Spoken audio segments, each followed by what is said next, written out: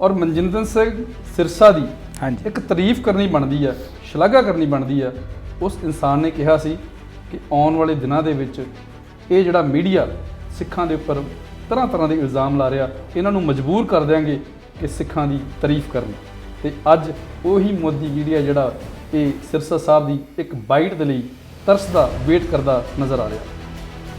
देखो जी, गोदी मीडिया की तारीफ करनी या ना करनी, वैसे मेरी सोच मुताबिक कोई बहुत ज़्यादा मैंने नहीं रखूँगी। पर मैं हाँ जी, नहीं गल मैं थोड़ी समझना बिल्कुल, मैं अंडरस्टैंड करदा। और मोदी साहब ने अंदोलन जीवी कहा, मैंने लगता अंदोलन जीवी होना तो एक क्वालिटी है। मैंने नहीं पता उन्होंने क्यों कहता, ਜਾਂ ਜਿਹੜੇ ਉਹਨਾਂ ਦੇ ਸਲਾਹਕਾਰ ਨੇ ਉਹਨਾਂ ਨੂੰ ਅੰਦੋਲਨ ਜੀਵੀ ਕਿਉਂ ਮਾੜਾ ਲੱਗਾ, ਕਿਉਂਕਿ ਅੰਦੋਲਨ ਦੇ ਨਾਲ ਹੀ ਭਾਰਤ ਆਜ਼ਾਦ ਹੋਇਆ।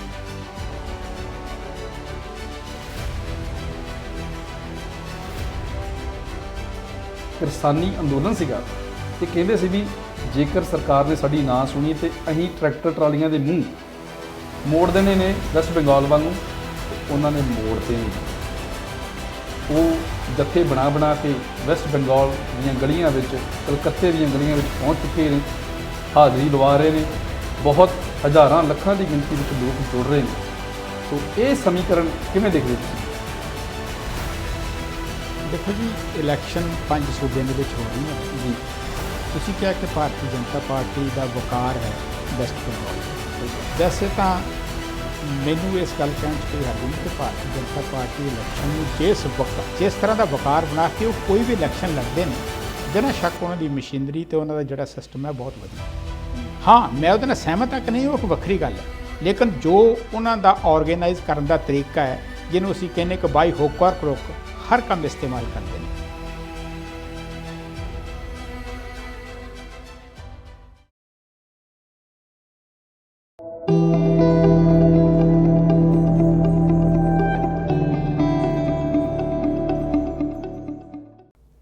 ਤੁਸੀਂ ਦੇਖ ਰਹੇ ਹੋ ਪੰਜਾਬੀ ਨੈਸ਼ਨਲ ਟੈਲੀਵਿਜ਼ਨ, ਪੰਜਾਬੀਆਂ ਦਾ ਇੰਟਰਨੈਸ਼ਨਲ ਚੈਨਲ। ਮਨਜੀਤ ਸਿੰਘ ਫਿਰਮਨ ਵੱਲੋਂ ਆਪ ਸਭਨਾਂ ਨੂੰ ਪਿਆਰ, ਅਦਬ ਅਤੇ ਸਤਿਕਾਰ ਭਰੀ ਸਤਿ ਸ਼੍ਰੀ ਅਕਾਲ, ਸਲਾਮ, ਨਮਸਤੇ। ਪ੍ਰੋਗਰਾਮ ਐਡਮਿੰਟਨ ਡੇਅ ਲੈ ਕੇ ਹਾਜ਼ਰ ਹਾਂ ਜੀ। ਇਸ ਪ੍ਰੋਗਰਾਮ ਦੇ ਵਿੱਚ ਵੱਖ-ਵੱਖ ਰਾਸ਼ਟਰੀ ਅਤੇ ਅੰਤਰਰਾਸ਼ਟਰੀ ਮੁੱਦਿਆਂ ਉੱਪਰ ਗੱਲਬਾਤ ਕਰਾਂਗੇ ਅਤੇ ਪ੍ਰੋਗਰਾਮ ਵਿੱਚ ਮੇਰਾ ਸਾਥ ਦੇਣਗੇ ਸਰਦਾਰ ਗੁਰਿੰਦਰ ਸਿੰਘ ਜੀ। ਪ੍ਰੋਗਰਾਮ ਸ਼ੁਰੂ ਕਰਨ ਤੋਂ ਪਹਿਲਾਂ ਤੁਹਾਨੂੰ ਦੱਸ ਦਈਏ ਕਿ ਕਿਹੜੇ-ਕਿਹੜੇ ਮੁੱਦਿਆਂ ਉੱਪਰ ਗੱਲਬਾਤ ਕਰਾਂਗੇ। ਸਭ ਤੋਂ ਪਹਿਲਾਂ ਗੱਲਬਾਤ ਹੋਵੇਗੀ ਕਿ ਕਿਵੇਂ ਦਿੱਲੀ ਗੁਰਦੁਆਰਾ ਪ੍ਰਬੰਧਕ ਕਮੇਟੀ ਦੇ ਪ੍ਰਧਾਨ ਸਰਦਾਰ ਮਨਜਿੰਦਰ ਸਿੰਘ ਸਿਰਸਾ ਨੇ ਸਿੱਖਾਂ ਨੂੰ ਮਾਣ ਮਹਿਸੂਸ ਕਰਾਇਆ। ਫਿਰ ਗੱਲਬਾਤ ਹੋਵੇਗੀ ਕਿ ਕਿਵੇਂ ਵੈਸਟ ਬੰਗਾਲ ਜਿਹੜਾ ਹੈ ਉਹ ਚੁਣਾਵੀ ਦੰਗਲ ਦੇ ਲਈ ਮੈਦਾਨ ਬਣ ਚੁੱਕਿਆ ਹੈ।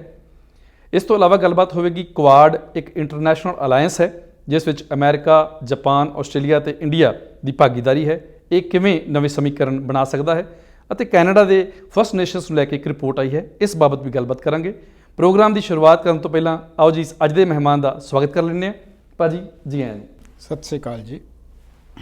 ਭਾਜੀ, ਪ੍ਰੋਗਰਾਮ ਦਾ ਜਿਹੜਾ ਆਰੰਭ ਆ ਇੱਕ ਬੜੀ ਹੀ ਸਕਾਰਾਤਮਕ ਨਿਊਜ਼, ਪੋਜ਼ਿਟਿਵ ਨਿਊਜ਼, ਇੱਕ ਪ੍ਰਾਊਡ ਫੀਲਿੰਗ ਕਰਾਉਣ ਵਾਲੀ ਨਿਊਜ਼ ਨਾਲ ਕਰ ਰਹੇ ਹਾਂ। ਬਹੁਤ ਖੂਬ ਜੀ।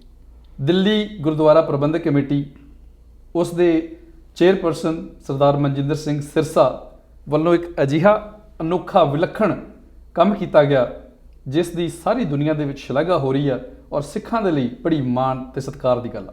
ਬਿਨਾਂ ਸ਼ੱਕ ਜੀ, ਬਿਲਕੁਲ। 100 ਬੈੱਡ ਦਾ ਜੀ ਇੱਕ ਸਪੈਸ਼ਲਾਈਜ਼ਡ ਕਿਡਨੀ ਡਾਇਲਿਸਿਸ ਯੂਨਿਟ ਤਿਆਰ ਕੀਤਾ ਗਿਆ ਔਰ ਹਾਈਟੈਕ ਜਰਮਨ ਮਸ਼ੀਨਾਂ ਦੇ ਨਾਲ ਇਹ ਜਿਹੜੀ ਯੂਨਿਟ ਆ ਇਹਦੀ ਪ੍ਰੈਪਰੇਸ਼ਨ ਕੀਤੀ ਗਈ ਆ ਔਰ free of cost, without any discrimination of cost, colour, gender, religion ਜਾਂ ਕਿਹੜੇ ਦੇਸ਼ ਦੇ ਹਿੱਸੇ 'ਚੋਂ ਆਏ ਜੇ, ਕੀ ਤੁਹਾਡੀ ਬੈਕਗਰਾਊਂਡ ਆ, ਫ੍ਰੀ ਆਫ ਕਾਸਟ ਇਲਾਜ ਕੀਤਾ ਜਾਏਗਾ ਜੀ। ਬਿਲਕੁਲ ਜੀ। ਕਿਵੇਂ ਦੇਖਦੇ ਜੀ ਇਸ ਖਬਰ ਨੂੰ? ਦੇਖੋ ਜੀ, ਗੱਲ ਇਹ ਹੈ ਕਿ ਗੱਲ ਤੁਸੀਂ ਕੀਤੀ ਹੈ ਦਿੱਲੀ ਗੁਰਦੁਆਰਾ ਪ੍ਰਬੰਧਕ ਕਮੇਟੀ ਦੀ ਜੀ। ਸਿੱਖ ਧਰਮ ਦੁਨੀਆ ਦੇ ਬਹੁਤ ਸਾਰੇ ਜਿਹੜੇ ਧਰਮ ਨੇ ਉਹਨਾਂ ਦੇ ਮੁਕਾਬਲਤਨ ਬਹੁਤ ਨਵਾਂ ਧਰਮ ਹੈ ਜੀ। ਤੇ 3 ਜਿਹੜੇ ਨੇ ਨਾ ਅਸੂਲ, ਇੱਕ ਬੁਨਿਆਦੀ ਅਸੂਲ ਅਸੀਂ ਸਿੱਖੀ ਦੇ ਕਹਿੰਦੇ ਆ। ਬਿਲਕੁਲ। ਹਾਂਜੀ, ਜਿਹਦੇ ਵਿੱਚ ਅਸੀਂ ਕਹਿੰਦੇ ਆ ਕਿ ਕਿਰਤ ਕਰੋ, ਨਾਮ ਜਪੋ ਤੇ ਵੰਡ ਛਕੋ ਜੀ। ਕਿਰਤ ਕਰਨ ਦਾ ਮੇਰਾ ਖਿਆਲ ਹੈ ਕਿ ਪਿੱਛੇ ਜੇ ਕਰਤਾਰਪੁਰ ਸਾਹਿਬ ਨੂੰ ਲਾਂਘਾ ਸ਼ੁਰੂ ਹੋਇਆ, ਗੁਰੂ ਨਾਨਕ ਸਾਹਿਬ ਨੇ ਕਿਰਤ ਕਰਕੇ ਦੱਸੀ ਹੈ। ਉਹਨਾਂ ਨੇ ਪ੍ਰੀਚ ਨਹੀਂ ਕੀਤਾ, ਉਹਨਾਂ ਨੇ ਕਿਰਤ ਕੀਤੀ ਹੈ ਜੀ। ਔਰ ਦੂਜੀ ਗੱਲ ਹੈ ਫਿਰ ਕਿਰਤ ਦੇ ਨਾਲ ਨਾਲ ਗੱਲ ਆ ਜਾਂਦੀ ਹੈ ਦਸਵੰਧ ਕੱਢਣ ਦੀ, ਸ਼ੇਅਰ ਕਰਨ ਦੀ।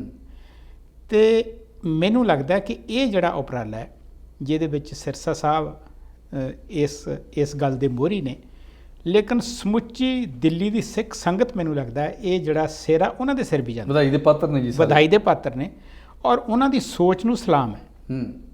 ਔਰ ਜਿਵੇਂ ਅਸੀਂ ਕਹਿੰਦੇ ਹਾਂ ਕਿ ਸਿੱਖ ਧਰਮ ਦੇ ਵਿੱਚ ਇੱਕ ਦੀ ਗੱਲ ਕੀਤੀ ਗਈ ਹੈ, ਅਤੇ ਜਦੋਂ ਅਸੀਂ ਇੱਕ ਦੀ ਗੱਲ ਕਰਦੇ ਹਾਂ ਤਾਂ ਉਹਦੇ ਵਿੱਚ ਫਿਰ ਜਾਤ, ਧਰਮ, ਦੇਸ਼, ਕਲਰ, ਰੇਸ ਨਹੀਂ ਦੇਖੀ ਜਾਂਦੀ। ਅਤੇ ਮੈਨੂੰ ਲੱਗਦਾ ਹੈ ਕਿ ਇਹ ਜਿਹੜਾ ਉਪਰਾਲਾ ਹੈ ਇਹ ਸਾਰੇ ਉਸ ਦਾ ਇੱਕ ਮੈਂ ਕਹਿ ਸਕਦਾ ਕਿ ਇਹ ਮੁਜੱਸਮਾ ਹੈ ਉਹ ਸਾਰੀ ਚੀਜ਼ ਦਾ, ਅਤੇ ਬਿਨਾਂ ਸ਼ੱਕ ਹਰ ਇੱਕ ਸਿੱਖ ਨੂੰ ਇਸ ਗੱਲ 'ਤੇ ਮਾਣ ਹੋਏਗਾ ਔਰ ਹੋਣਾ ਵੀ ਚਾਹੀਦਾ ਹੈ ਜੀ। ਇਸ ਖਬਰ ਦੀਆਂ ਕੁਝ ਹੋਰ ਵੀ ਫੈਕਟ ਐਂਡ ਫਿਗਰ ਨੇ ਜੀ। ਕਹਿੰਦੇ ਸਿਰਸਾ ਸਾਹਿਬ ਕਹਿ ਰਹੇ ਨੇ ਜੀ ਕਿ ਫਿਲਹਾਲ ਅਸੀਂ 100 ਬੈੱਡ ਦੇ ਨਾਲ ਸ਼ੁਰੂਆਤ ਕਰ ਰਹੇ ਹਾਂ। ਹਾਂਜੀ। ਕੋਸ਼ਿਸ਼ ਆ ਕਿ ਆਉਣ ਵਾਲੇ ਸਮੇਂ ਦੇ ਵਿੱਚ 1000 ਬੈੱਡ ਤੱਕ ਲਿਜਾਉਣ ਦਾ ਟੀਚਾ, ਔਰ ਜਦੋਂ ਇਹ 1000 ਬੈੱਡ ਵਾਲਾ ਡਾਇਲਿਸਿਸ ਯੂਨਿਟ ਬਣ ਗਿਆ ਜੀ ਤੇ ਦੁਨੀਆ ਦਾ ਸਭ ਤੋਂ ਵੱਡਾ ਡਾਇਲਿਸਿਸ ਯੂਨਿਟ ਜਿਹੜਾ ਉਹ ਬਣ ਕੇ ਤਿਆਰ ਹੋ ਜਾਏਗਾ ਦਿੱਲੀ ਪ੍ਰਬੰਧਕ ਗੁਰਦੁਆਰਾ ਕਮੇਟੀ ਦੇ ਅਧੀਨ। ਬਿਲਕੁਲ ਜੀ। ਦੇਖੋ ਗੱਲ ਇਹ ਆ, ਅਕਸਰ ਅਸੀਂ ਅਗਰ ਇਸ ਦੀ ਗੱਲ ਨਾ ਵੀ ਕਰੀਏ ਜੀ, ਇੱਕ ਆਮ ਡਿਸਕਸ਼ਨ ਜਿਹੜੀ ਹੈ ਉਹ ਭਾਰਤ ਦੇ ਸੰਬੰਧ ਦੇ ਵਿੱਚ ਕੀਤੀ ਜਾਂਦੀ ਕਿ ਜਦੋਂ ਵੀ ਕੋਈ ਫੈਸਿਲਿਟੀ ਤਿਆਰ ਹੁੰਦੀ ਹੈ ਨਾ, ਤੇ ਹੌਲੀ ਹੌਲੀ ਉਸ ਫੈਸਿਲਿਟੀ ਦੇ ਵਿੱਚ ਜਿਹੜੀ ਉਹਦੀ ਕੁਆਲਿਟੀ ਹੈ ਜਾਂ ਉਹਦੇ ਕੰਮ ਕਰਨ ਦੀ ਜਿਹੜੀ ਕਾਰਜਸ਼ੈਲੀ ਹੈ ਉਹਦੇ ਵਿੱਚ ਨਿਘਾਰ ਆਉਂਦਾ ਹੈ।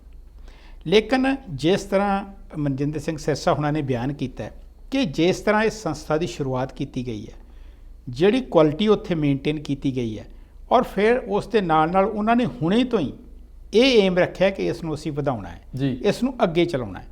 ਉਮੀਦ ਇਹੀ ਕਰਦੇ ਹਾਂ ਕਿ ਇਹ ਦੁਨੀਆ ਦੇ ਵਿੱਚ ਖਾਸ ਕਰਕੇ ਭਾਰਤ ਦੇ ਵਿੱਚ ਇੱਕ ਮੀਲ ਪੱਥਰ ਸਾਬਤ ਹੋਵੇਗਾ। ਭਾਜੀ ਇਸ ਜਿਹੜੀ ਇਹ ਸ਼ੁਰੂ ਕੀਤਾ ਗਿਆ ਵਾ ਪ੍ਰੋਜੈਕਟ, ਇਹਦੀ ਇੱਕ ਹੋਰ ਖਾਸੀਅਤ ਹੈ ਜੀ, ਕੋਈ ਕੈਸ਼ ਕਾਊਂਟਰ ਨਹੀਂ ਆ, ਜਸਟ ਇੱਕ ਰਜਿਸਟ੍ਰੇਸ਼ਨ ਕਾਊਂਟਰ ਬਣਾਇਆ ਗਿਆ ਵਾ ਜਿੱਥੇ ਕਿ ਆਉਣ ਵਾਲੇ ਪੇਸ਼ੈਂਟਸ ਜਿਹੜੇ ਆ ਉਹਨਾਂ ਨੂੰ ਰਜਿਸਟਰ ਕੀਤਾ ਜਾਵੇਗਾ।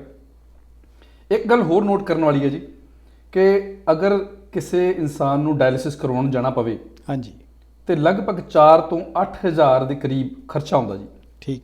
ਔਰ ਅਗਰ ਤੁਹਾਨੂੰ ਕਿਤੇ ਹਫਤੇ ਵਿੱਚ 2 ਵਾਰੀ ਜਾਣਾ ਪੈ ਜੇ ਤੇ ਖਰਚਾ ਵੇਖ ਲਓ ਕਿੰਨਾ ਹੋ ਜਾਂਦਾ, ਔਰ ਜੇ ਮਹੀਨੇ ਦਾ ਅਸੀਂ ਕੈਲਕੂਲੇਟ ਕਰੀਏ ਤੇ ਕਿੰਨਾ ਖਰਚਾ ਹੋ ਜਾਂਦਾ ਵਾ। ਇੱਕ ਗਰੀਬ ਇਨਸਾਨ ਦੇ ਲਈ ਇੰਨਾ ਅਫੋਰਡ ਕਰਨਾ ਬਹੁਤ ਮੁਸ਼ਕਿਲ ਆ ਔਰ ਬਹੁਤ ਵੱਡੀ ਰਿਲੀਫ ਆ ਉਹਨਾਂ ਦੀ। ਬਿਲਕੁਲ ਜੀ, ਬਿਨਾਂ ਸ਼ੱਕ ਅਸੀਂ ਗੱਲ ਕਰਦੇ ਹਾਂ ਕਿਉਂਕਿ ਭਾਰਤ ਦੀ ਗੱਲ ਅਸੀਂ ਕਰ ਰਹੇ ਹਾਂ ਜੀ। ਆਬਾਦੀ ਦੇ ਤੌਰ ਤੇ ਭਾਰਤ ਦੁਨੀਆ ਦਾ ਦੂਜਾ ਵੱਡਾ ਮੁਲਕ ਹੈ, ਹੋ ਸਕਦਾ ਪਹਿਲਾ ਵੀ ਹੋਵੇ ਕਿਉਂਕਿ ਅਜੇ ਤੱਕ ਚਾਈਨਾ ਕੰਟਰੋਲ ਕਰ ਰਿਹਾ, ਹੋ ਸਕਦਾ ਜੀ। ਲੇਕਿਨ ਇੱਕ ਗੱਲ ਅਸੀਂ ਗੱਲ ਕਰ ਰਹੇ ਖਰਚੇ ਦੀ ਕਿ ਜਿਹੜੀ ਕਾਸਟ ਹੈ ਇਹਦੀ ਬਿਲਕੁਲ ਕੋਈ ਕਾਸਟ ਨਹੀਂ, ਕੋਈ ਕੈਸ਼ ਕਾਊਂਟਰ ਨਹੀਂ। ਇੱਕ ਘਟਨਾ ਮੈਨੂੰ ਯਾਦ ਹੈ, ਇੰਡੀਆ ਦੇ ਵਿੱਚ ਗਏ ਸਾਂ, ਇੱਕ ਡਾਕਟਰ ਸਾਹਿਬ ਸਾਡੇ ਮਿੱਤਰ ਨੇ, ਉਹਨਾਂ ਨਾਲ ਗੱਲ ਹੋ ਰਹੀ ਸੀ ਕਿ ਇਲਾਜ ਕਿਸ ਤਰ੍ਹਾਂ ਹੁੰਦਾ ਹੈ, ਤੁਸੀਂ ਕਿਸ ਤਰ੍ਹਾਂ ਡਾਇਗਨੋਸ ਕਰਦੇ ਹੋ, ਲੇਕਿਨ ਉਹਨਾਂ ਨੇ ਇੱਕ ਅਜੀਬੋ ਗਰੀਬ ਗੱਲ ਦੱਸੀ ਜਿਹੜੀ ਅਸੀਂ ਕਦੀ ਸੋਚ ਨਹੀਂ ਸਕਦੇ ਕੈਨੇਡਾ ਦੇ ਵਿੱਚ ਬੈਠ ਕੇ। ਅੱਛਾ ਜੀ।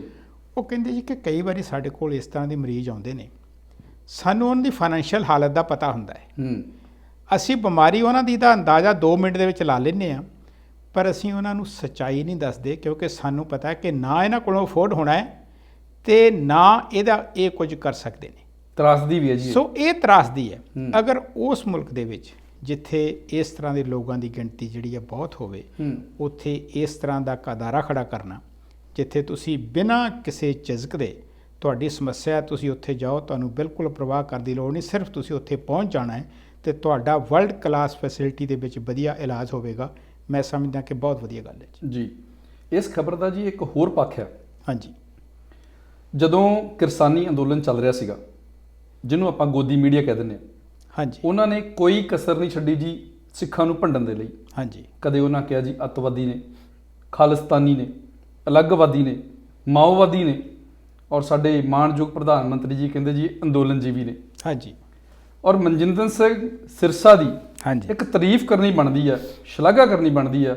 ਉਸ ਇਨਸਾਨ ਨੇ ਕਿਹਾ ਸੀ ਕਿ ਆਉਣ ਵਾਲੇ ਦਿਨਾਂ ਦੇ ਵਿੱਚ ਇਹ ਜਿਹੜਾ ਮੀਡੀਆ ਸਿੱਖਾਂ ਦੇ ਉੱਪਰ ਤਰ੍ਹਾਂ ਤਰ੍ਹਾਂ ਦੇ ਇਲਜ਼ਾਮ ਲਾ ਰਿਹਾ, ਇਹਨਾਂ ਨੂੰ ਮਜਬੂਰ ਕਰ ਦਿਆਂਗੇ ਕਿ ਸਿੱਖਾਂ ਦੀ ਤਾਰੀਫ ਕਰਨ। ਤੇ ਅੱਜ ਉਹੀ ਮੋਦੀ ਮੀਡੀਆ ਜਿਹੜਾ ਇਹ ਸਿਰਸਾ ਸਾਹਿਬ ਦੀ ਇੱਕ ਬਾਈਟ ਦੇ ਲਈ ਤਰਸਦਾ ਵੇਟ ਕਰਦਾ ਨਜ਼ਰ ਆ ਰਿਹਾ। ਦੇਖੋ ਜੀ, ਗੋਦੀ ਮੀਡੀਆ ਦੀ ਤਾਰੀਫ ਕਰਨੀ ਜਾਂ ਨਾ ਕਰਨੀ ਵੈਸੇ ਮੇਰੀ ਸੋਚ ਮੁਤਾਬਕ ਕੋਈ ਬਹੁਤ ਜ਼ਿਆਦਾ ਮੈਨੇ ਨਹੀਂ ਰਖਾਉਂਦੀ, ਪਰ ਮੈਂ ਹਾਂਜੀ ਨਹੀਂ ਗੱਲ ਮੈਂ ਤੁਹਾਡੀ ਸਮਝਦਾ, ਬਿਲਕੁਲ ਮੈਂ ਅੰਡਰਸਟੈਂਡ ਕਰਦਾ। ਜੀ। ਔਰ ਮੋਦੀ ਸਾਹਿਬ ਨੇ ਅੰਦੋਲਨ ਜੀਵੀ ਕਿਹਾ, ਮੈਨੂੰ ਲੱਗਦਾ ਅੰਦੋਲਨ ਜੀਵੀ ਹੋਣਾ ਤਾਂ ਇੱਕ ਕੁਆਲਿਟੀ ਹੈ, ਮੈਨੂੰ ਨਹੀਂ ਪਤਾ ਉਹਨਾਂ ਨੇ ਕਿਉਂ ਕਹਿਤਾ ਜਾਂ ਜਿਹੜੇ ਉਹਨਾਂ ਦੇ ਸਲਾਹਕਾਰ ਨੇ ਉਹਨਾਂ ਨੂੰ ਅੰਦੋਲਨ ਜੀ ਵੀ ਕਿਉਂ ਮਾੜਾ ਲੱਗਾ, ਕਿਉਂਕਿ ਅੰਦੋਲਨ ਦੇ ਨਾਲ ਹੀ ਭਾਰਤ ਆਜ਼ਾਦ ਹੋਇਆ ਜੀ। ਉਹ ਨਹੀਂ ਜਿਹੜਾ ਸਭ ਤੋਂ ਜਿਹੜਾ ਮੈਂ ਸਮਝਦਾ ਕਿ ਜਿਹੜਾ ਘਟੀਆ ਲਫ਼ਜ਼ ਵਰਤਿਆ ਉਹ ਨਹੀਂ ਵਰਤਿਆ ਪੈਰਾਸਾਈਟ ਜੀ। ਹਾਂਜੀ ਜੀ। ਸੋ ਪਰਜੀਵੀ। ਚਲੋ ਅਸੀਂ ਹਾਂਜੀ ਉਹਨਾਂ ਨੇ ਪਰਜੀਵੀ ਕਿਹਾ ਹੈ। ਸੋ ਚਲੋ ਅਸੀਂ ਇਸ ਪਾਸੇ ਨਹੀਂ ਜਾਂਦੇ।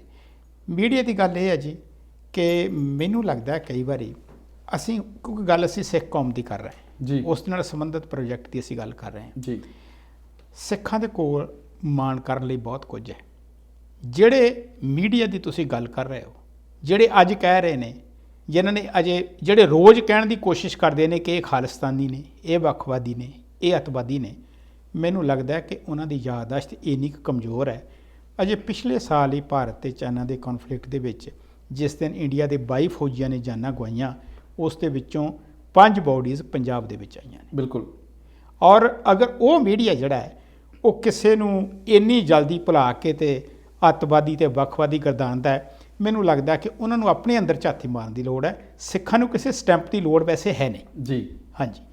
ਔਰ ਇੱਕ ਗੱਲ ਇਸ ਖਬਰ ਦੀ ਹੋਰ ਹੈ ਜੀ ਹਾਂਜੀ ਕਿ ਜਿਵੇਂ ਭਾਵੇਂ ਕੇਂਦਰ ਸਰਕਾਰ ਦੀ ਗੱਲ ਕਰ ਲਓ ਜਾਂ ਸੂਬਾ ਸਰਕਾਰਾਂ ਦੀ ਗੱਲ ਕਰ ਲਓ, ਹਾਂਜੀ ਜਾਂ ਫਿਰ ਜਿਹੜੀ ਪੰਜਾਬ ਦੇ ਵਿੱਚ ਸ਼੍ਰੋਮਣੀ ਗੁਰਦੁਆਰਾ ਪ੍ਰਬੰਧਕ ਕਮੇਟੀ ਹੈ, ਜਿਹੜੀ ਕਿ ਆਪਣੇ ਆਪ ਨੂੰ ਮਿਨੀ ਪਾਰਲੀਮੈਂਟ ਕਹਾਉਂਦੀ ਹੁੰਦੀ ਸੀ, ਅੱਜ ਬੀਬੀ ਜਗੀਰ ਕੌਰ ਜੀ ਪ੍ਰਧਾਨ ਨੇ ਉਹਨਾਂ ਦੇ ਮੂੰਹ ਤੇ ਮੈਨੂੰ ਲੱਗਦਾ ਵੀ ਇੱਕ ਕਰਾਰੀ ਚਪੇੜ ਹੈ ਜੀ।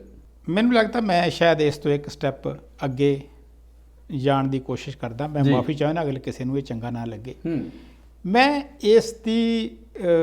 ਇਸ ਦਾ ਦੋਸ਼ ਬੀਬੀ ਜਗੀਰ ਕੌਰ ਨੂੰ ਦੇਣ ਦੀ ਬਜਾਏ ਮੈਂ ਉਸ ਵਿਅਕਤੀ ਨੂੰ ਦੇਵਾਂਗਾ ਜਿਨ੍ਹਾਂ ਨੇ ਬੀਬੀ ਜਗੀਰ ਕੌਰ ਨੂੰ ਇੱਕ ਵਾਰ ਫਿਰ ਇਸ ਕੁਰਸੀ ਤੇ ਬਿਠਾ ਲਿਆ। ਬਿਲਕੁਲ। ਔਰ ਇਸ ਦੇ ਬਾਵਜੂਦ ਵੀ ਮੈਂ ਕੁਝ ਅਜਿਹੇ ਲੋਕਾਂ ਨੂੰ ਜਿਨ੍ਹਾਂ ਦੇ ਵਿੱਚ ਸ਼ਾਇਦ ਮੈਂ ਵੀ ਹੋਵਾਂ, ਕਿਉਂਕਿ ਸ਼ਾਇਦ ਤੁਹਾਨੂੰ ਯਾਦ ਹੋਵੇ ਕਿ ਜਿਹੜੀਆਂ ਪਿੱਛੇ ਇਲੈਕਸ਼ਨ ਹੋਈਆਂ ਨੇ ਜਿਹਦੇ ਵਿੱਚ ਇੰਡੀਆ ਦੀਆਂ ਜਿਹੜੀਆਂ ਆਪਣੇ ਫੈਡਰਲ ਇਲੈਕਸ਼ਨ ਹੋਈਆਂ ਨੇ, ਜਿਹਦੇ ਵਿੱਚ ਬੀਬੀ ਜਗੀਰ ਕੌਰ ਵੀ ਕੈਂਡੀਡੇਟ ਸਨ ਖਡੂਰ ਸਾਹਿਬ ਤੋਂ ਜੀ, ਉਹਨਾਂ ਦੇ ਮੁਕਾਬਲੇ ਇੱਕ ਕੈਂਡੀਡੇਟ ਸਨ ਜਿਹੜੇ ਆਪਣੇ ਜਸਵੰਤ ਸਿੰਘ ਖਾਲੜਾ ਦੀ ਵਾਈਫ ਸਨ, ਮਿਸਿਸ ਖਾਲੜਾ ਸਨ, ਔਰ ਫਿਰ ਕਾਂਗਰਸੀ ਇੱਕ ਉਮੀਦਵਾਰ ਜਸਵੀਰ ਡਿੰਪਾ ਜਿਹੜੇ ਕਿ ਜੇਤੂ ਹੋਏ ਸਨ ਜੀ।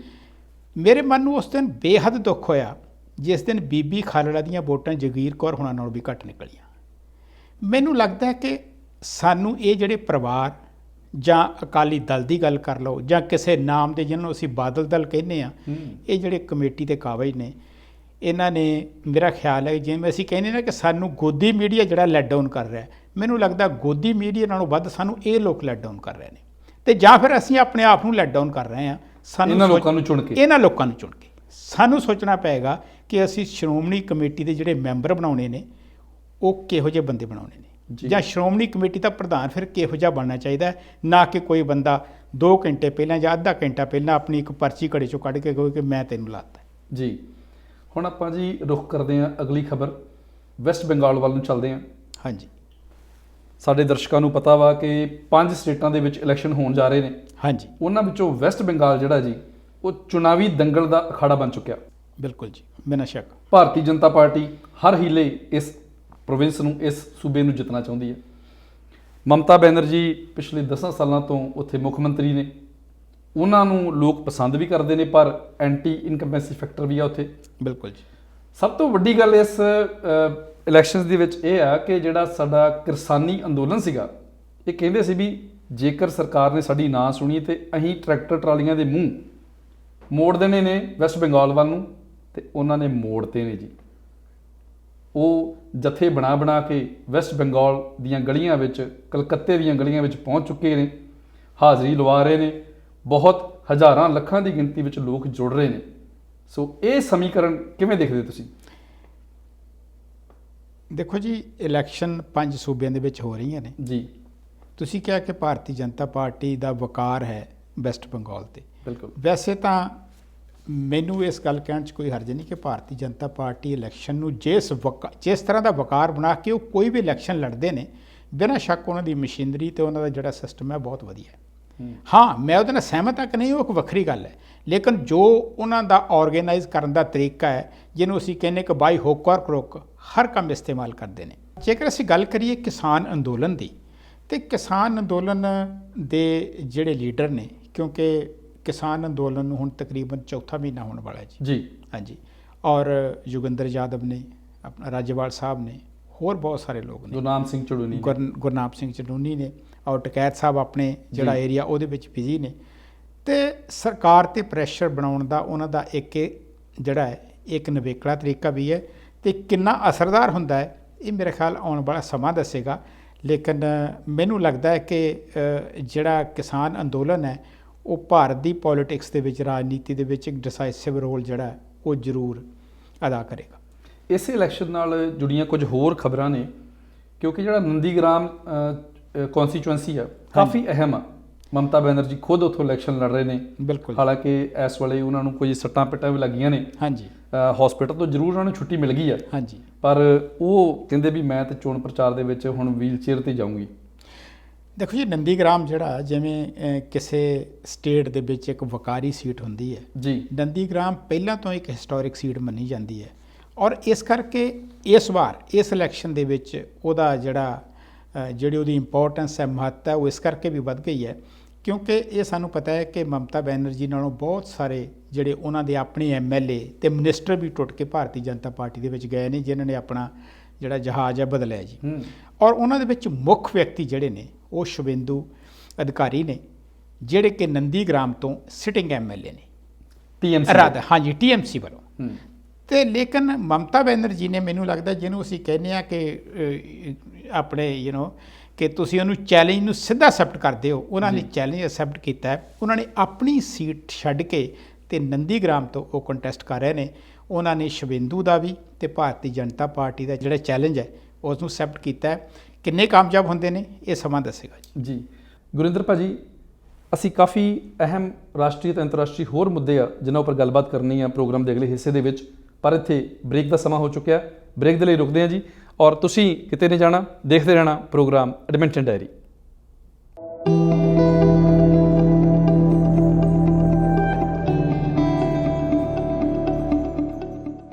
ਪ੍ਰੋਗਰਾਮ ਐਡਮਿੰਟਨ ਡਾਇਰੀ ਦੇ ਵਿੱਚ ਬ੍ਰੇਕ ਤੋਂ ਬਾਅਦ ਆਪ ਜੀ ਦਾ ਫਿਰ ਤੋਂ ਸਵਾਗਤ ਹੈ ਜੀ।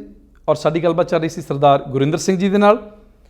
ਭਾਜੀ, ਇੰਟਰਨੈਸ਼ਨਲ ਲੈਵਲ ਤੇ ਸਮੇਂ-ਸਮੇਂ ਤੇ ਵੱਖ-ਵੱਖ ਜਿਹੜੇ ਸਟ੍ਰੈਟੇਜਿਕ ਗਰੁੱਪਸ ਨੇ, ਅਲਾਈਐਂਸਿਸ ਨੇ, ਬਣਦੇ ਰਹਿੰਦੇ ਨੇ। ਹਾਂਜੀ।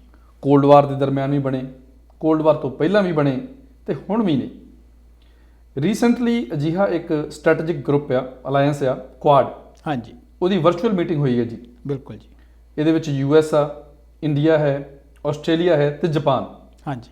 ਸੋ ਇਹ ਜਿਹੜਾ ਕੁਆਡ ਸਟ੍ਰੈਟੇਜਿਕ ਅਲਾਈਐਂਸ ਆ, ਇਸ ਨੂੰ ਤੁਸੀਂ ਇੰਟਰਨੈਸ਼ਨਲ ਰਿਲੇਸ਼ਨਸ ਦੇ ਵਿੱਚ ਕਿਸ ਤਰ੍ਹਾਂ ਦੇਖਦੇ ਜੇ, ਕੀ ਰੋਲ ਪਲੇ ਕਰ ਸਕਦਾ ਹੈ? ਗੱਲ ਇਹ ਜੀ ਕਿ ਕਿਉਂਕਿ ਸਮੇਂ ਦੇ ਅਨੁਸਾਰ ਜਿਹੜੇ ਦੁਨੀਆ ਦੀ ਜਿਹੜੀ ਰਾਜਨੀਤੀ ਹੈ ਉਹਦੇ ਸਮੀਕਰਨ ਬਦਲਦੇ ਨੇ ਜੀ।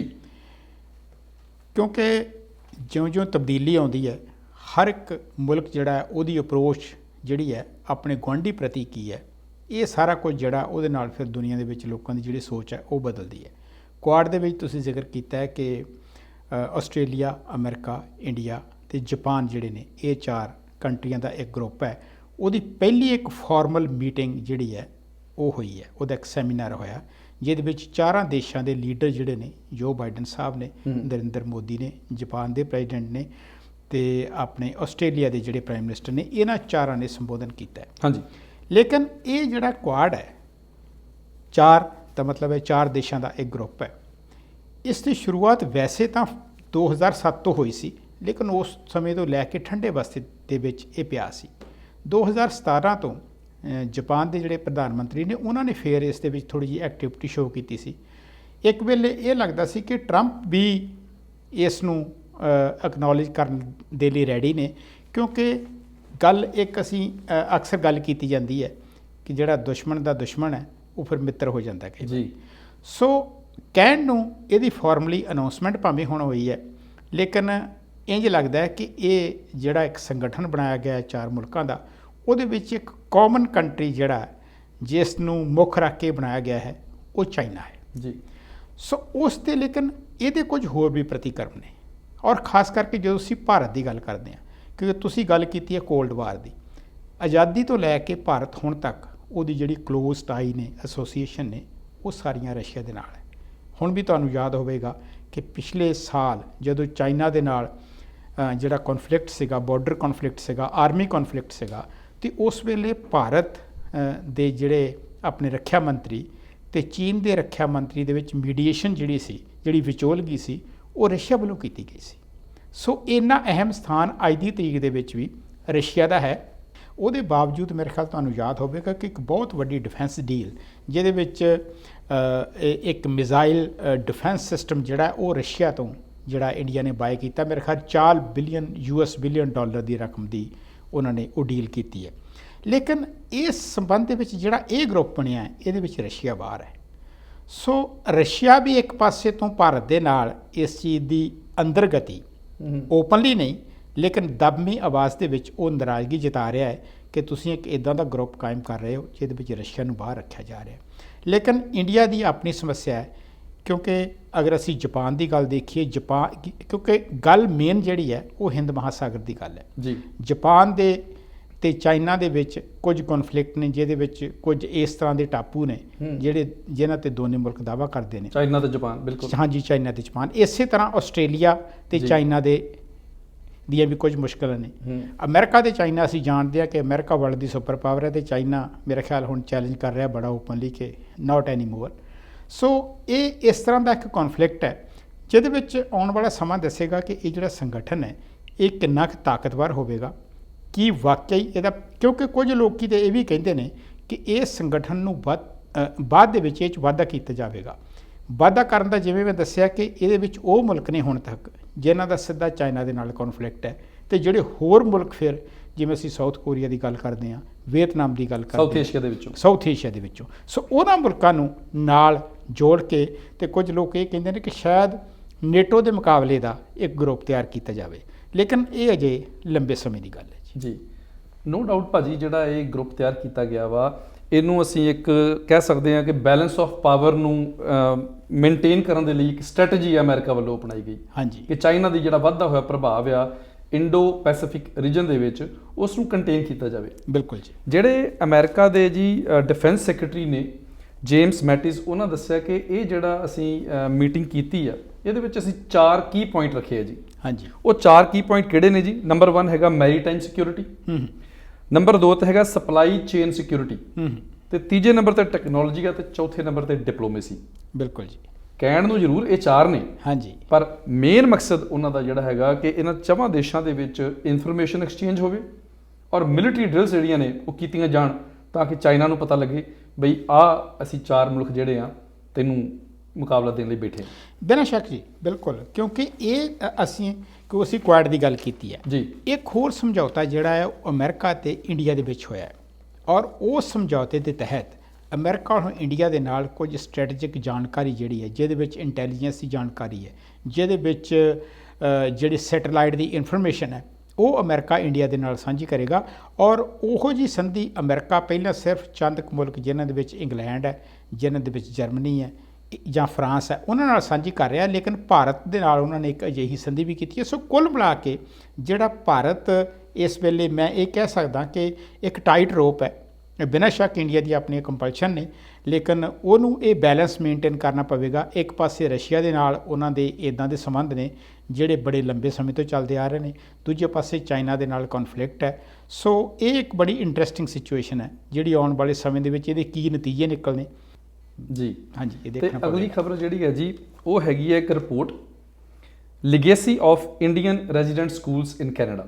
ਹਾਂਜੀ, ਇੰਡੀਅਨ ਸਕੂਲਸ ਦਾ ਮਤਲਬ ਆ ਕਿ ਜਿਹੜੇ ਆਪਣੇ ਨੇਟਿਵਸ ਦੇ ਕਹਿ ਦਿੰਦੇ ਆਪਾਂ। ਹਾਂਜੀ, ਕਿ ਵੀਰਵਾਰ ਨੂੰ ਜੀ ਇੱਕ ਰਿਪੋਰਟ ਆਈ ਹੈ, ਔਰ ਰਿਪੋਰਟ ਦੇ ਅਨੁਸਾਰ ਜਿਹੜੇ ਲਗਭਗ 38,000 ਵਿਕਟਮਸ ਨੇ ਇਹਨਾਂ ਸਕੂਲਾਂ ਦੇ, ਜਿਨ੍ਹਾਂ ਨੂੰ ਨੋਟੋਰੀਅਸ ਰੈਜ਼ੀਡੈਂਸ਼ੀਅਲ ਸਕੂਲ ਕਿਹਾ ਜਾਂਦਾ। ਬਿਲਕੁਲ ਜੀ।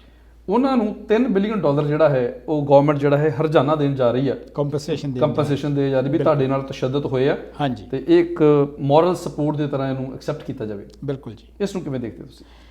ਦੇਖੋ ਜੀ, ਗੱਲ ਇਹ ਹੈ ਕਿ ਇੰਡੀਅਨ ਸਕੂਲਸ ਦੇ ਵਿੱਚ ਜਿਹੜੀ ਇੰਡੀਅਨ ਰੈਜ਼ੀਡੈਂਸ਼ੀਅਲ ਸਕੂਲ ਦੀ ਗੱਲ ਅਸੀਂ ਕਰਦੇ ਹਾਂ, ਖਾਸ ਜਿਹੜਾ ਉਹਨਾਂ ਨੂੰ ਇੱਕ ਨਾਮ ਦਿੱਤਾ ਗਿਆ ਹੈ, ਤਕਰੀਬਨ 18ਵੀਂ ਮੇਰੇ ਖਿਆਲ 1820 ਦੇ ਦਹਾਕੇ ਤੋਂ ਇਹ ਸਕੂਲ ਸ਼ੁਰੂ ਹੋਇਆ, ਔਰ ਆਖਰੀ ਸਕੂਲ ਜਿਹੜਾ 1997 ਚ ਬੰਦ ਹੋਇਆ। 1997 ਦੇ ਵਿੱਚ ਬੰਦ ਹੋਇਆ। ਔਰ ਜਿਹੜਾ ਉਹਦੇ ਪਿੱਛੇ ਮੋਟਿਵ ਸੀ ਨਾ, ਕਿਉਂਕਿ ਮੋਟਿਵ ਦੀ ਗੱਲ ਜ਼ਿਆਦਾ ਕਰਨ ਵਾਲੀ, ਇਹਦੇ ਬਾਰੇ ਡਿਸਕਸ਼ਨ ਮੇਰੇ ਖਿਆਲ ਸਾਡੇ ਬਹੁਤ ਸਾਰੇ ਵਿਊਅਰ ਜਿਹੜੇ ਨੇ ਇਸ ਗੱਲ ਤੋਂ ਵਾਕਫ ਹੋਣਗੇ ਕਿ ਉਹਨਾਂ ਦੇ ਵਿੱਚ ਕਿਸ ਤਰ੍ਹਾਂ ਤਸ਼ੱਦਦ ਹੋਇਆ, ਡਿਸਕ੍ਰਿਮੀਨੇਸ਼ਨ ਹੋਇਆ, ਰੇਸ਼ੀਅਲ ਡਿਸਕ੍ਰਿਮੀਨੇਸ਼ਨ ਹੋਇਆ, ਫਿਜ਼ੀਕਲ ਅਬਿਊਜ਼ ਹੋਇਆ, ਸੈਕਸ਼ੂਅਲ ਅਬਿਊਜ਼ ਹੋਇਆ, ਬਹੁਤ ਕੁਝ ਮੈਂਟਲ ਹੋਇਆ। ਅਬਿਊਜ਼ ਹੋਇਆ। ਲੇਕਿਨ ਜਿਹੜੀ ਉਹਨਾਂ ਦੇ ਪਿੱਛੇ ਸੋਚ ਹੈ, ਕਿਉਂਕਿ ਅਸੀਂ ਜਦੋਂ ਗੱਲ ਕਰਦੇ ਹਾਂ ਸੋਚ ਦੀ, ਥਿੰਕ ਕੀ ਹੈ, ਉਹਨਾਂ ਦੇ ਪਿੱਛੇ ਥਿੰਕਿੰਗ ਇਹ ਸੀ ਕਿ ਜਿਹੜਾ ਨੇਟਿਵ ਲੋਕਾਂ ਦਾ ਕਲਚਰ ਹੈ ਉਸ ਨੂੰ ਕਿਸੇ ਤਰ੍ਹਾਂ ਡਿਸਟਰੋਏ ਕੀਤਾ ਜਾਵੇ। ਬਿਲਕੁਲ ਜੀ, ਇਸ ਰਿਪੋਰਟ ਦੇ ਵਿੱਚ ਇਸ ਨੂੰ ਕਲਚਰਲ ਜੀਨੋਸਾਈਡ ਕਿਹਾ ਗਿਆ। ਬਿਲਕੁਲ, ਇਹ ਕਲਚਰਲ ਜੈਨੋਸਾਈਡ ਹੈ। ਜੈਨੋਸਾਈਡ ਅਸੀਂ ਉਸ ਚੀਜ਼ ਨੂੰ ਕਹਿੰਦੇ ਜਦੋਂ ਕਿਸੇ ਚੀਜ਼ ਦੀ ਜਿਹੜੀ ਨਸਲ ਖਤਮ ਕਰਨ ਦੀ ਗੱਲ ਕੀਤੀ ਜਾਂਦੀ ਹੈ ਤੇ ਇਸ ਨੂੰ ਬਹੁਤ ਗੰਭੀਰਤਾ ਦੇ ਨਾਲ ਲਿਆ ਜਾਂਦਾ ਹੈ।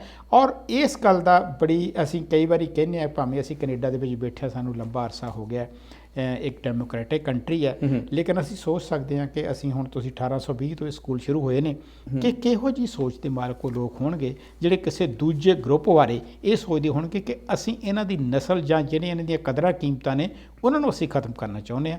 ਸੋ ਕੁੱਲ ਮਿਲਾ ਕੇ ਠੀਕ ਹੈ, ਕੈਨੇਡਾ ਦੀ ਸਰਕਾਰ ਹੈ, ਇਹਨਾਂ ਨੇ ਬਹੁਤ ਅਜਿਹੇ ਕੰਮ ਕੀਤੇ ਨੇ। ਸਾਨੂੰ ਪਤਾ ਹੈ ਕਿ ਕਾਮਾਗਾਟਾ ਮਾਰੂ ਦਾ ਵੀ ਜੋ ਕੁਝ ਹੋਇਆ ਉਸ ਦੀ ਵੀ ਮਾਫੀ ਮੰਗੀ ਗਈ, ਹੁਣ ਵੀ ਕੰਪਨਸੇਸ਼ਨ ਮਿਲ ਰਹੀ ਹੈ, ਚੰਗੀ ਗੱਲ ਹੈ। ਲੇਕਿਨ ਇਹ ਇੱਕ ਹਿਸਟਰੀ ਹੈ, ਇਹ ਹਿਸਟੋਰਿਕ ਗੱਲਾਂ ਨੇ ਜਿਹੜੀਆਂ ਮੇਰਾ ਖਿਆਲ ਹੈ ਕਿ ਕਿਸੇ ਮੁਲਕ ਦੇ ਵਿੱਚ ਜਿਹੜੇ ਇਹਨਾਂ ਦੀ ਇਨਫੋਰਮੇਸ਼ਨ ਹੋਣੀ ਵੀ ਜ਼ਰੂਰੀ ਹੈ। ਔਰ ਹਿਸਟਰੀ ਤੋਂ ਲੈਸਨ ਲੈਣ ਦੀ ਵੀ ਜ਼ਰੂਰਤ ਆ, ਸਿੱਖਣ ਦੀ ਵੀ ਲੋੜ ਆ, ਔਰ ਇਹ ਵੀ ਧਿਆਨ ਵਿੱਚ ਰੱਖਣ ਦੀ ਲੋੜ ਹੈ ਕਿ ਆਉਣ ਵਾਲੇ ਸਮੇਂ ਵਿੱਚ ਇਹੋ ਜਿਹੇ ਵਿਤਕਰੇ, ਇਹੋ ਜਿਹਾ ਡਿਸਕ੍ਰਿਮੀਨੇਸ਼ਨ, ਇਹੋ ਜਿਹਾ ਰੇਸਿਜ਼ਮ ਤੋਂ ਤੌਬਾ ਕੀਤੀ ਜਾਵੇ। ਬਿਲਕੁਲ ਜੀ, ਔਰ ਖਾਸ ਕਰਕੇ ਇਹ ਤੁਸੀਂ ਵੈਸੇ ਬਹੁਤ ਚੰਗੀ ਗੱਲ ਕੀਤੀ ਹੈ, ਕਿਉਂਕਿ ਜਿਹੜਾ ਪ੍ਰੈਜ਼ੈਂਟ ਸਿਨੈਰੀਓ ਹੈ ਨਾ ਪਿਛਲੇ 10 ਸਾਲ ਤੋਂ ਦੁਨੀਆ ਦੇ ਵਿੱਚ ਜਿਹੜੀ ਕੱਟੜਤਾ ਹੈ, ਮੈਂ ਸਿਰਫ ਧਾਰਮਿਕ ਕੱਟੜਤਾ ਦੀ ਗੱਲ ਨਹੀਂ ਕਰ ਰਿਹਾ, ਭਾਵੇਂ ਉਹਦੇ ਵਿੱਚ ਸਮਾਜਿਕ ਕੱਟੜਤਾ ਹੋਵੇ, ਰੇਸਿਜ਼ਮ ਦੀ, ਰੰਗ ਭੇਦ ਦੀ ਗੱਲ ਹੋਵੇ, ਉਹਦੇ ਵਿੱਚ ਵਾਧਾ ਹੋਇਆ। ਅਸੀਂ ਪਿਛਲੇ ਮੇਰੇ ਖਿਆਲ ਜਿਹੜਾ ਸਾਡਾ ਪਿਛਲਾ ਪ੍ਰੋਗਰਾਮ ਸੀ ਅਸੀਂ ਗੱਲ ਕੀਤੀ ਸੀ ਕਿ ਇੰਡੀਆ ਦੇ ਵਿੱਚ ਡੈਮੋਕ੍ਰੈਟਿਕ ਵੈਲਿਊ ਜਿਹੜੇ ਨੇ ਉਹਨਾਂ ਦੇ ਕਾਣ ਹੋ ਰਿਹਾ, ਉਹਨਾਂ ਦਾ ਕਾਣ ਹੋ ਰਿਹਾ। ਸੋ ਦੁਨੀਆ ਦੇ ਵਿੱਚ ਥੋੜ੍ਹਾ ਜਿਹਾ ਇੱਦਾਂ ਲੱਗ ਰਿਹਾ ਕਿ ਜਿਹੜੀ ਡਿਵਾਈਸਿਵਨੈਸ ਹੈ ਉਹ ਵੱਧ ਰਹੀ ਹੈ, ਹੇਟਡ ਵੱਧ ਰਹੀ ਹੈ। ਸੋ ਉਹ ਇਸ ਮੌਕੇ 'ਤੇ ਸੋ ਇਹ ਜਿਹੜੀ ਹਿਸਟਰੀ ਤੁਸੀਂ ਜਿਹੜੀ ਅਸੀਂ ਹੁਣ ਡਿਸਕਸ ਕਰ ਰਹੇ ਹਾਂ, ਮੈਨੂੰ ਲੱਗਦਾ ਹੈ ਕਿ ਇਸ ਨੂੰ ਪੜ੍ਹਨਾ ਅਤੇ ਸਮਝਣਾ ਹੋਰ ਵੀ ਜ਼ਰੂਰੀ ਹੈ ਜੀ। ਔਰ ਜੇਕਰ ਅਸੀਂ ਇਹ ਜਿਹੜਾ ਕੈਨੇਡਾ ਦੇ ਵਿੱਚ ਰੇਸਿਜ਼ਮ ਹੋਇਆ ਵਾ, ਜੋ ਇਹ ਫਸਟ ਨੇਸ਼ਨਸ ਦੇ ਨਾਲ ਵਿਤਕਰੇ ਹੋਏ ਨੇ, ਨੋਟੋਰੀਅਸ ਸਕੂਲਾਂ ਦੇ ਵਿੱਚ ਜੋ ਉਹਨਾਂ ਦਾ ਸ਼ੋਸ਼ਣ ਹੋਇਆ, ਇਸ ਦੀ ਜੇਕਰ ਆਪਾਂ ਹਿਸਟਰੀ ਟ੍ਰੇਸ ਕਰਨ ਦੀ ਕੋਸ਼ਿਸ਼ ਕਰੀਏ ਤਾਂ ਮੈਨੂੰ ਲੱਗਦਾ ਕਿਤੇ ਨਾ ਕਿਤੇ ਅਸੀਂ ਇਹਨੂੰ ਇੰਗਲੈਂਡ ਤੋਂ ਜਾਂ ਯੂਰਪੀਅਨ ਕੰਟਰੀਜ਼ ਤੋਂ ਕਰ ਸਕਦੇ ਹਾਂ, ਕਿਉਂਕਿ ਉਹੀ ਲੋਕ ਨੇ ਜਿਹੜੇ ਕੈਨੇਡਾ ਵਿੱਚ ਆ ਕੇ ਰਾਜ ਕਰਨ ਲੱਗ ਪਏ। ਬਿਨਾਂ ਸ਼ੱਕ ਜੀ, ਇਹ ਅਗਰ ਅਸੀਂ ਦੇਖੋ ਜਿਹੜੀ ਕੈਨੇਡਾ ਦੀ ਹਿਸਟਰੀ ਕੋ ਬਹੁਤ ਜ਼ਿਆਦਾ ਪੁਰਾਣੀ ਵੀ ਨਹੀਂ, ਸਾਨੂੰ ਪਤਾ ਹੈ ਇੱਥੇ ਕੀ ਹੋਇਆ, ਕਿਸ ਤਰ੍ਹਾਂ ਇੰਗਲਿਸ਼ਮੈਨ ਅਤੇ ਫਰੈਂਚ ਇੱਥੇ ਆਏ ਔਰ ਉਹਨਾਂ ਨੇ ਆਪੋ ਆਪਣੇ ਤਰੀਕੇ ਦੇ ਨਾਲ ਇਹ ਜਿਹੜੇ ਰੈਜ਼ੀਡੈਂਸ਼ੀਅਲ ਸਕੂਲ ਨੇ ਇਹ ਇੱਕ ਹਿੱਸਾ ਹੈ। ਹਾਂਜੀ, ਉਸ ਤੋਂ ਬਿਨਾਂ ਵੀ ਬਹੁਤ ਕੁਝ ਹੋਇਆ, ਸਿਰਫ ਨੇਟਿਵਸ ਦੇ ਨਾਲ ਨਹੀਂ ਹੋਇਆ। ਅਸੀਂ ਜਾਣਦੇ ਕਿ ਕਿਸ ਤਰ੍ਹਾਂ ਰੇਲਵੇ ਲਾਈਨਾਂ ਜਦੋਂ ਵਿਛਾਈਆਂ ਗਈਆਂ ਅਤੇ ਚਾਈਨੀਜ਼ ਮੂਲ ਦੇ ਲੋਕਾਂ ਨੂੰ ਇੱਥੇ ਲਿਆ ਕੇ ਉਹਨਾਂ ਦਾ ਇਸਤੇਮਾਲ ਕੀਤਾ ਗਿਆ ਔਰ ਉਹਨੇ ਆਪਣੀਆਂ ਜਾਨਾਂ ਵੀ ਗਵਾਈਆਂ। ਸੋ ਇਹ ਸਾਰਾ ਇੱਕ ਹਿਸਟਰੀ ਦਾ ਪਾਰਟ ਹੈ। ਔਰ ਦੂਜੀ, ਜਿਵੇਂ ਤੁਸੀਂ ਗੱਲ ਕਹੀ ਕਿ ਕਿਉਂਕਿ ਬ੍ਰਿਟਿਸ਼ ਰਾਜ ਜਿਹੜੀ ਉਹਨਾਂ ਦੀ ਅਪਰੋਚ ਹੈ, ਜਿਹੜੀ ਉਹਨਾਂ ਦੀ ਸੋਚ ਹੈ, ਉਸ 'ਤੇ ਸਵਾਲੀਆ ਚਿੰਨ੍ਹ ਜ਼ਰੂਰ ਲਗਾਉਂਦਾ। ਅਸੀਂ ਅੱਜ ਕਹਿ ਸਕਦੇ ਹਾਂ ਕਿ ਇਹ ਮੁਲਕ ਜਿਹੜੇ ਨੇ ਇਹ ਦੁਨੀਆ ਨੂੰ ਇਹ ਸਿਖਾਉਂਦੇ ਨੇ ਕਿ ਜਿਹੜੀਆਂ ਵੈਲਿਊਜ਼ ਕੀ ਨੇ, ਅਸੂਲ ਕੀ ਨੇ, ਵਿਕਸਿਤ ਮੁਲਕ ਨੇ, ਆਪਣੇ ਆਪ ਨੂੰ ਲੋਕਤੰਤਰ ਦੇ ਜਨਮਦਾਤਾ ਮੰਨਦੇ ਨੇ। ਬਿਲਕੁਲ, ਲੇਕਿਨ ਕਿਤੇ ਨਾ ਕਿਤੇ ਇਹੋ ਜਿਹੇ ਕੰਮ ਵੀ ਜਾਂ ਉਹਨਾਂ ਵੱਲੋਂ ਕੀਤੇ ਗਏ ਨੇ ਜਾਂ ਹੋਏ ਨੇ ਜਿਨ੍ਹਾਂ ਦੇ ਬਾਰੇ ਮੇਰਾ ਖਿਆਲ ਹੈ ਕਿ ਉਹਨਾਂ ਦੀਆਂ ਜਿਹੜੀਆਂ ਅੱਜ ਕੱਲ੍ਹ ਦੀਆਂ ਨਸਲਾਂ ਅਗਰ ਉਹ ਵੀ ਸੋਚਦੀਆਂ ਹੋਣਗੇ ਤਾਂ ਸ਼ਰਮਿੰਦੇ ਜ਼ਰੂਰ ਹੁੰਦੇ ਹੋਣਗੇ ਜੀ। ਤੁਸੀਂ ਅੱਜ ਕੱਲ੍ਹ ਦੀਆਂ ਨਸਲਾਂ ਦੀ ਗੱਲ ਕੀਤੀ ਜੀ। ਰੀਸੈਂਟਲੀ ਜਿਹੜੇ ਪ੍ਰਿੰਸ ਹੈਰੀ ਨੇ ਉੱਥੋਂ ਦੇ ਇੰਗਲੈਂਡ ਦੇ ਪ੍ਰਿੰਸ, ਤੇ ਉਹਨਾਂ ਦੀ ਪਤਨੀ ਮੇਗਨ ਮਾਰਕਲ, ਹਾਂਜੀ, ਉਹਨਾਂ ਨੇ ਇੱਕ ਇੰਟਰਵਿਊ ਦੱਸੀ ਹੈ, ਉਹਨਾਂ ਨੇ ਵੀ ਕੁਝ ਅਹਿਮ ਖੁਲਾਸੇ ਕੀਤੇ ਨੇ ਰੇਸਿਜ਼ਮ ਨੂੰ ਲੈ ਕੇ, ਉਹ ਵੀ ਸਾਂਝੇ ਕਰ ਦਿਓ ਜੀ ਦਰਸ਼ਕਾਂ ਦੇ ਨਾਲ। ਬਿਲਕੁਲ ਜੀ, ਤੁਸੀਂ ਜ਼ਿਕਰ ਕਰ ਹੀ ਦਿੱਤਾ ਕਿ ਇੰਗਲੈਂਡ